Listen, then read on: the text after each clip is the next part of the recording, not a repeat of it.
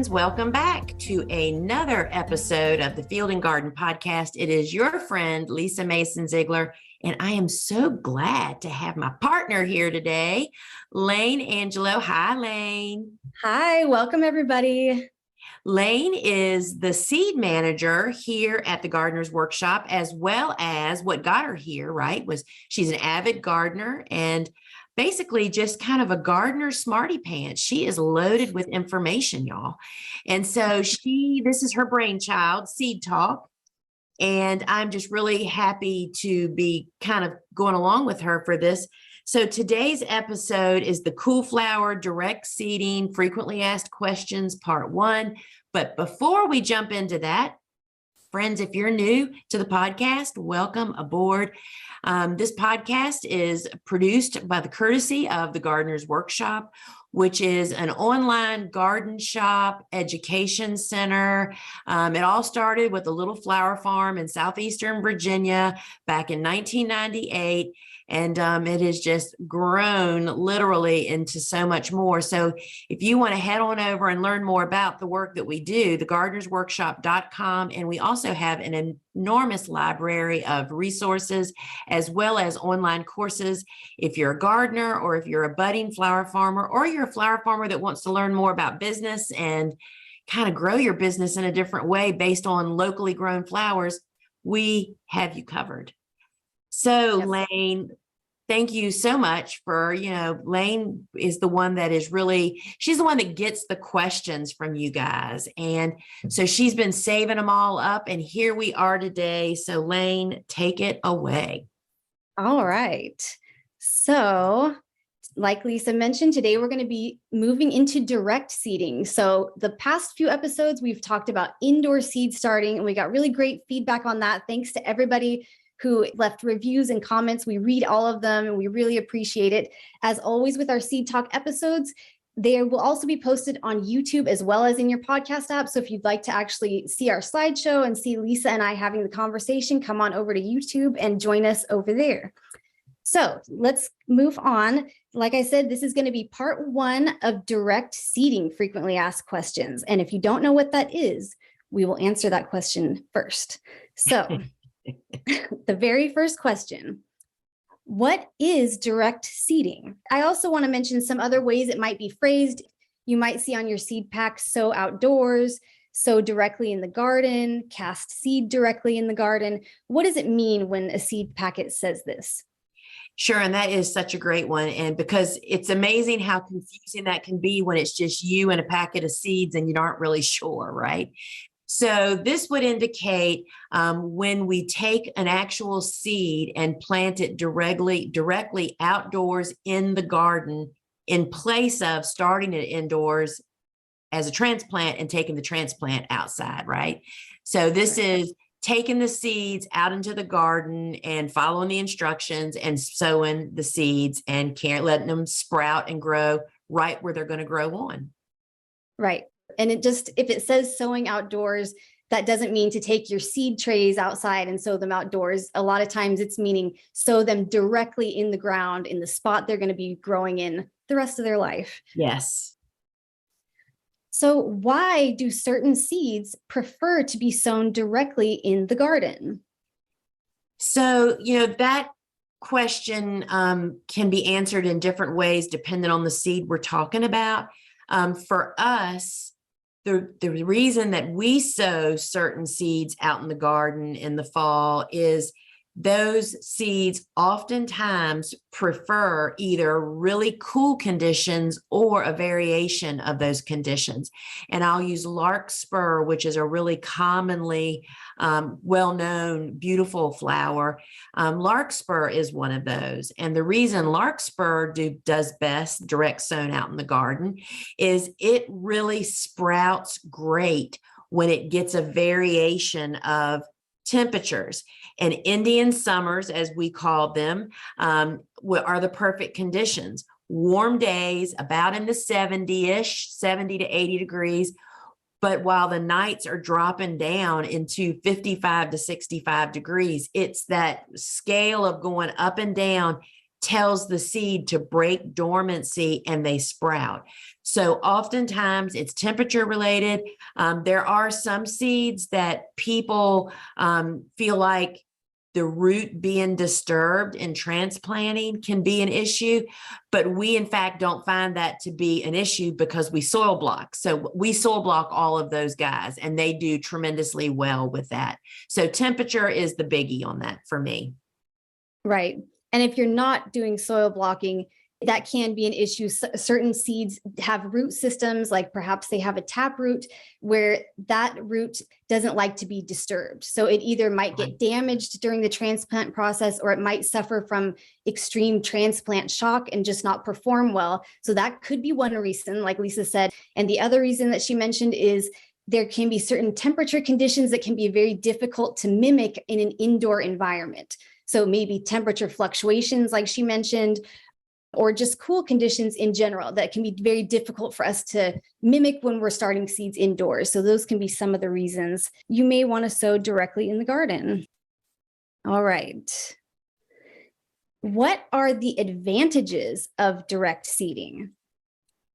So, for us, to try to create those special conditions that we just spoke of, primarily temperatures, to try to mimic those indoors is really, really a struggle when conveniently in the fall, those conditions kind of present themselves. So that works. So it's meeting the seed's needs in the simplest way.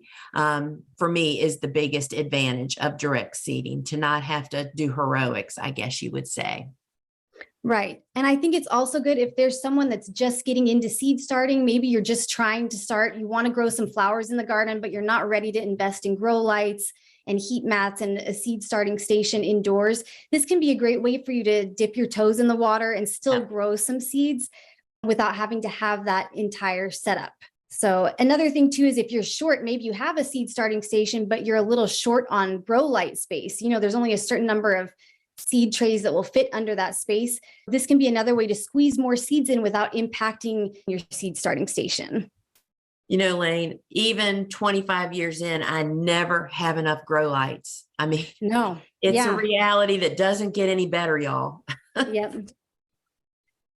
Okay, so we've talked about some of the advantages. What are the biggest challenges when direct seeding? And I really want to talk about this because I think a lot of times direct seeding sounds like it's going to be so much easier. You just throw the seeds out and they take care of themselves. But there are a lot of challenges. So can you talk about some of those? Sure. And it's so funny you should say that. That back when I used to do live lectures, large groups of people, and once seed starting was often one of those topics, someone would say, they'd raise their hand and ask the question, it just seems so much easier to toss some seeds out in the garden than to go through all the steps that you just shared with us. And, I don't say it, what I want to say, and how does that work for you? What's your success rate at that? But you really, if you want to have success with direct sowing, there is a lot more to it than what most people think, right? So the challenges that I see that we face, which keeps us from direct seeding more stuff that could be direct seeded, is number one, weed pressure. So you sow your seeds, and on that same day, all the weed seeds that are present in the soil, which are there, you'll never run out of that supply. They're going to start developing at the same time that your flower seeds do. And unfortunately, native plants, weeds, typically get the jump on your flowers. They germinate under whatever conditions because they're native, and will outcompete them. So you have to make a conscious effort and a plan to prevent weeds from taking over your emerging flower seeds. And I'll use larkspur again because they're another perfect example. They are slow sprouters. Depending on your conditions, I think the packet actually says 14 to 30 days. Anything that takes that long to sprout gives a lot of weeds a lot of time to get the jump start on them. So weed pressure is number one. And this other thing is moisture. Seeds really need to be kept moist. And so it's just more labor to be certain that those seeds are actually going to be moist. And, Dave Dowling and I both are strong believers in hand watering, meaning with a wand and a hoe, seed beds, because irrigation just doesn't do the job the same when you're talking about sprouting seeds. And then you also face varmints, birds that come in and will carry your seeds off. And then there's other things that will actually eat seeds. Rodents and all kinds of stuff. So these are all parts of seed starting that are not a problem when you're working inside. So those would be the challenges of direct sowing, but they're all manageable. You just have to address them. Right. Just knowing what the challenges are helps you to prepare and to address them. So like she said, there's weed pressure. You also are dealing with pressure from birds, insects. Rhonda, our warehouse manager, often talks about how ants actually move more seed than anyone. So those are all things that can contribute. You also have to use a lot more seeds when you're direct seeding than when you're sowing indoors, which we will talk more about in our next episode. But yeah, these are all things that can be a challenge when you're direct seeding. I think the moisture is a really big challenge, and making sure your bed is prepared in a way that the seeds are making really good contact with the soil and they're being kept moist. That is where a lot of people fail at direct seeding, which again, we'll talk about that in our next episode. But yeah, these are some of the challenges you might be facing. All right, next question. If there are so many challenges, why is it worth direct seeding at all? Yeah, so you hear this from people, but again, there's certain seeds that I just have, and it's definitely temperature related. We just have great success direct sowing them at the proper timing outside, meaning, the nighttime temperature. So you're getting the coolness that they need, that we just have futile success trying to start them indoors. I think of Bells of Ireland. I think of, the larkspur again. Those are just really important crops to us. And you can just try till the cows come home. But you have to give them that outdoor temperature condition. You can sow trays and set them outside, but then you have to plant them. Why didn't you just direct sow them? So it's those are the challenges.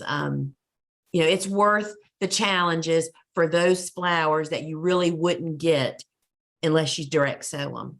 For most of us, for the general public, because I'll hear from somebody after this podcast that'll say, oh, well, I start larkspur inside all the time. Well, that just means that your conditions are conducive to them. The majority of us, that's the exception instead of the rule. Right. So basically the reason it's worth it is because the seeds that prefer direct seeding just make it worth it. These flowers are really worth growing and having in your garden. Yes, okay, let's go to the next. So that leads into the next question. Which cool flowers do you recommend sowing outdoors? So I have a list. I can either read it or you can read off some, Lisa, and I can cross them off my list and supplement however you prefer. So I'll talk about the ones that I think about that I direct sow out. And there are others, but those ones that we always direct sow are larkspur, Bells of Ireland, Orlea, poppies. Did I say Nigella yet? Nigella, saponaria, which is soapwort, Japanese forget-me-nots. Sorry, y'all, I'm looking at my garden in my mind. Buplerum, of course. I direct sow buplerum in the fall, but we do a little differently in the wintertime. Bachelor buttons, which is a big one. Bachelor buttons are a really good one. Atriplex. And a note about Atriplex that actually in the book Cool Flowers, we listed my preferred method as starting them indoors.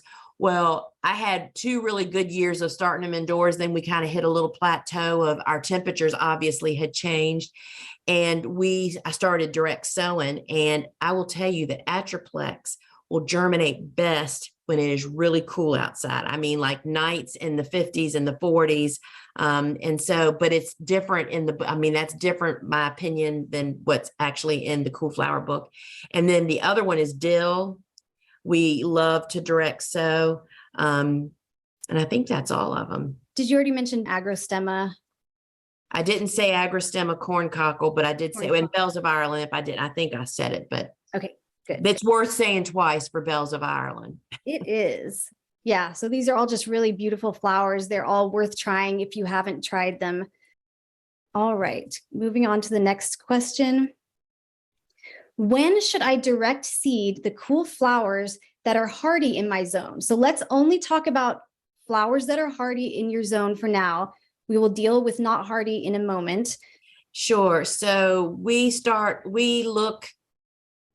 looking at the forecast daily when I hit the 8 weeks from my first expected fall frost, which for us is mid-September. I will tell you that I have never direct sown quite that early because what I start looking at the forecast for are the nighttime temperatures. And once the nighttime temperatures start getting down into the 60s, the lower 60s, that is like prime direct sowing, because you can certainly sow your seeds before then, but they're not going to germinate. And as we spoke about earlier, what is going to germinate is all the weeds. And so I'm looking for nighttime cool temperatures, 65 and below, to offer those conditions that those direct sowers really want, and even a little later for Atriplex.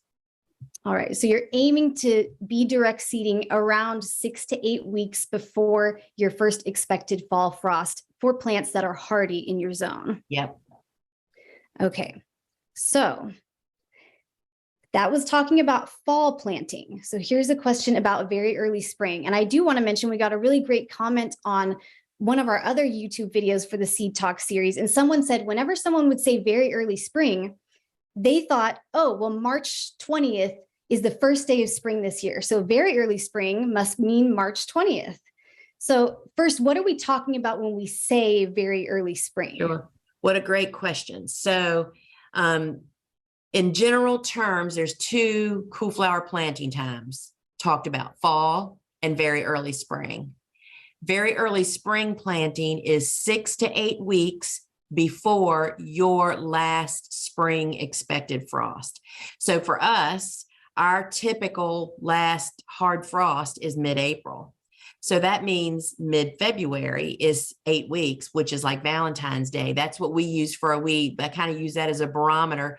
And so that is what, and I really implemented that very word. When I was writing the book, Cool Flowers, early spring or early spring just did not delineate, make it stand out enough. So my language has tried to always say it's very early spring or fall. There is no spring planting of this group of flowers for most of us. Some people can, but in very northern areas. But yeah, right. So that's very early spring. Okay, so let me go back to the question. So the question is, can I direct seed cool flowers in very early spring? And what might some of the challenges to direct seeding in very early spring be? So personally, we do not in our region with our conditions in very early spring, as I just mentioned, would be mid-February. It's classic time for us to have snow on the ground or to be frozen or to still be very, very cold outside. You can direct seed at that time, but they're just going to sit there and wait for the conditions that are conducive to their sprouting, which is going to put them weeks and weeks later to sprout. And then you've kind of foregone the benefits of the cool flower concept of being established as a little plant before they have to start performing. So we, in fact, don't recommend direct seeding in very early spring because the conditions outside are too cold. They don't sprout. The seeds won't. Right. And when the seeds are sitting there in the ground, when it's not the conditions that are right, that are conducive to them sprouting, so many things can happen when a seed is sitting there. They can rot. They can be carried away by a bird, by an insect. You really want to put these seeds out when they're the most likely to have a very quick sprouting. So that's a great point. And you know who else? I mean, rodents are really, oh yeah, I mean, voles and mice, I mean, they're just waiting for your seeds. they are. Okay, so that leads to the next question. If I want to grow a plant that prefers to be direct seeded, but is not winter hardy in my zone, what do you recommend? So let's say there's bachelor buttons or something, and it's not hardy in your zone, but it's recommended that you direct seed it. What should they do since they may have trouble direct seeding in very early spring? Sure. So, and that's kind of a pickle situation. There are some, we've kind of come up with some tricks of providing the cooler conditions that those seeds prefer to get germinated or whatever their need is, and by doing it indoors at that time of the year. And that is because most of us have a room like a garage or somewhere that's not heated. And we, in fact, will sow those seeds typically into plug trays, not soil blocks, just because of the way you have to handle them. And follow the normal sowing instructions. Does the seed get covered with soil or does it not? And if it's a seed that does need to be covered with soil, that means it needs darkness. And if you sow the seeds, water them in well, and then set them outdoors in a cool garage, not cold, not 32 degrees.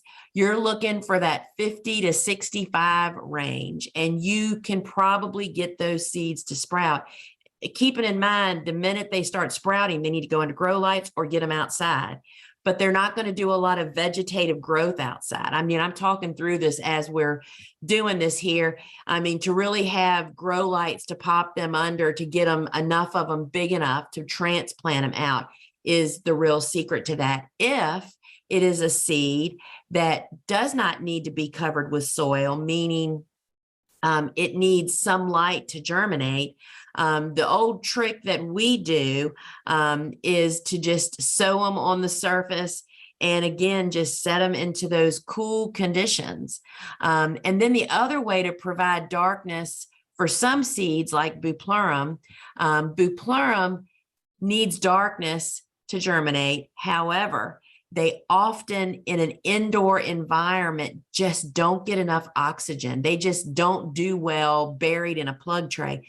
We sow them on the surface of the plug tray, and then we just turn another plug tray upside down on top of that plug tray to kind of create some darkness and set it in those same cool conditions and just keep them watered as needed, lift your tray or water your trays, and just keep your eye on sprouting and get them to grow lights as soon as they start to sprout. It's a lot of work. That is a lot of work. It is a lot of work. So you would recommend trying to start indoors, potentially these seeds that prefer to be direct sown, but that are not hardy, rather than throwing them out in the garden in very early spring when the soil is still very cold. And again, I think that could be really a wide window of, it really depends on your spring and what your conditions are. Somebody in New England is just not going to get sprouting. It's just, they're very cold temperatures, but somebody in South Carolina or in Texas, that gets warm weather potentially during the day, but still having cool nights might get it done. So the moral of the story is you have to experiment if it doesn't fall into, fall planting for you. And a lot of times if you're in a very cold zone, you also tend to have a milder summer than we might have here. Like we've talked about before, in Virginia, it tends to heat up very quickly. So the technical spring weather doesn't last that long. It kind of moves into summer hot weather very quickly. Right. So if you have a very mild summer, you may actually be able to have a longer cool flower season than we're able to have here. So don't be too disappointed. Yeah, that's a great point, Layne. So somebody up north, in fact, you're exactly right. They're cool flowers. I mean, they grow bells of Ireland in July in the north. Yeah. I mean, July, ours would have been like toast long ago. So you really just have to experiment. And I just encourage people to not sell the whole house on it. Don't sow 3,000 seeds, but have a test plot where you try these things out and see what you can get away with, because I'm telling you, they're all worth growing. That's why we sell them, and that's why we grow them on our farm. They're just lovely. They are. All right, so going back to fall planting, I missed my window to direct seed 6 to 8 weeks before my first fall frost. What are the risks to sowing outdoors after this time frame? So let's say someone is 2 weeks out from their first expected frost. Sure. What do you recommend they do? So, and I've done this on more than one occasion. For whatever reason, sometimes you have a fail. Sometimes somebody ate all of your seeds when you direct sown. And so there's a lot of reasons you can get into this pickle. So by using hoops and lightweight row cover, you can actually buy yourself like a month back. And it's because the row cover is blocking the wind, concentrating the sun, and just really giving your seeds that little bit of extra warmth that they need during the day. So, if it's 15 degrees outside and it's not going to get any warmer than that, you may have missed your chance. But if you have just, above 20s, but you have sunshine and the ground is not frozen yet because you're just a few weeks late, hoops and row covers can really buy you a lot of good time. Next question. What are your tips for starting bupleurum? And do you succession plant bupleurum? So first, let's just start with, what do you do in the fall to start bupleurum? Sure. So we direct seed bupleurum in the fall. And the reason that bupleurum seems to escape a lot of people is twofold. One, it is a super slow sprouter. So you get tired of looking, and then all of a sudden it may have sprouted and you didn't even realize it. And in addition, it's a really hard sprout to see because it's super thin and it's a burgundy color. So it's there and you just don't even realize it. And so bupleurum needs darkness. So that's a seed that gets covered with soil out in the garden, and water, cool temperatures, and just a little bit of time. We typically get bupleurum up in 7 days, but that's with intention, meaning we plant it when the temperatures are right and we get it some water. We do succession plant it, but we don't direct seed succession plant. We fall plant it. And then again, in like the very beginning of January, and you could do this all through the winter, but we just don't. Because we just don't have that much labor and time available to do it.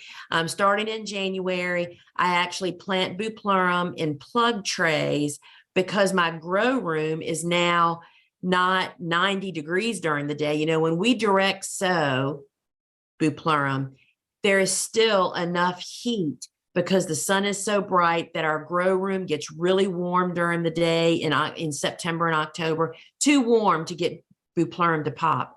But that's not the case in January. We just don't have any, I turn the heat vent off. That room will get the sun, but I just sow the bupleurum into the plug trays as described on the surface, water them in, put another plug tray on top of it upside down to create some darkness. Just put it on the floor of that grow room. The concrete's cold. And literally, I don't open that plug tray for 2 weeks, 10 to 14 days. And all of a sudden you'll pick it up, and we put multiple bupleurum seeds in each cell pack and do not thin them. They're a one and done cut, and they're up. We pop them under the grow lights for a few days, and then we put them outside to start hardening them off. And we do that you can do it as often as you want, once a week if you're a big grower, once a month if you're a smaller grower, to just have a continued harvest of bupleurum, which is an amazing filler and beautiful flower, and you can never have enough of it for commercial customers in your garden. Beneficial insects love it, particularly the little small parasitic wasps, and all the good guys love it. Everybody loves bupleurum. Yeah. And when do you stop planting these successions? How far into the summer or spring, how far do you push it? Well, we all know that weather's unpredictable, right? And sometimes the last 1 or 2 times just may never do anything if it gets too hot too fast. But we do it January, February, March, and April. The April planting, Last year we had a long spring, so it did great. It got tall enough. It's not, our buplerum is 48 inches that we fall plant direct sow. It's enormous. It doesn't get that way in these plug tray plantings, but it gets big enough for what we need it for. Yeah. Right. Next question. All right. This is the last question, and this is going to be a good one. What are your top 3 seeds for farmers and your top 3 for home gardeners to sow directly outdoors? And why are they your top 3? Sure. All right. That's easy. For flower farmers, buplerum is king. Larkspur is king, as is bells of Ireland. They're all 3 major cash crops for whatever market you're in, whether you're at farmer's market or selling to florist or doing a bouquet subscription. Those are all 3 super useful crops that we just grew a lot of and sold almost all of it all the time. They're just really, really useful. For home gardeners, this is like pull a rabbit out of a hat, right? Poppies are always a favorite. The reason I don't have poppies for farmers, poppies just aren't widely enough in demand. They just aren't a high volume crop. But for the home gardener, whether you're growing the giant poppy pods or the Iceland poppies that are the very first blooms that we have in our garden, they're bright color oranges and whites and pinks and corals, and they're just beautiful. So poppies, and then bachelor buttons, which we grow a lot of bachelor buttons as flower farmers. But for the home gardener, they're the first blue. Again, they bloom when the poppies are blooming, and they're so beneficial to pollinators because even the foliage generates nectar for them. And if you keep after your bachelor buttons, if you don't plant too many and you cut them each week to deadhead them, they will still be blooming in July. And then lastly, this is a twist. I haven't said this one before. Oh. Because it's a fairly new, I've only been growing it for about 3 years, but I think it is such a great flower in the home garden, and it is soapwort, saponaria. Oh, yes. Oh my goodness. It's like a Cosmo effect in the garden. It kind of is light and flows with the wind, and it's in white or pink, and I grow them both, and it's direct seeded. And so it's simple, it's just a super great flower to grow in the garden. So I love them all. I love all the cool flowers. So this was really a hard thing. It was really, really hard for me. I know it's not really a fair question, but I have to try. Yes, true. All right. So all beautiful flowers, they're all worth trying to grow. So that was all the questions for this episode. In the next episode, we're going to be talking more about how to actually do direct seeding, how to actually deal with some of the challenges we brought up. And so we'll also be talking about bells of Ireland, which I know is a favorite of many people. So make sure to join us next episode for that. And don't forget to join us over on YouTube and leave a like and comment. We love reading them, like I mentioned in the beginning. So we really appreciate you guys joining us, and we've loved bringing you these seed talks. Yeah, Layne. So I'm enjoying this too. And I think it's really serving a need that our people are really enjoying. And so friends, again, if you want to learn more, head over to thegardenersworkshop.com, sign up for our farm news, which is like a once a week headliner newsletter with lots of information and links to stuff. You can find all of our podcasts over at thegardenersworkshop.com, but you can also find it on podcasts everywhere. And we love it when you review it on your the app that you use, because friends, that makes them show our podcast to more people. So from the Field and Garden Podcast, Lisa and Layne with the Seed Talk are signing off. Bye, Layne. Bye, everyone. Thank you. Ciao.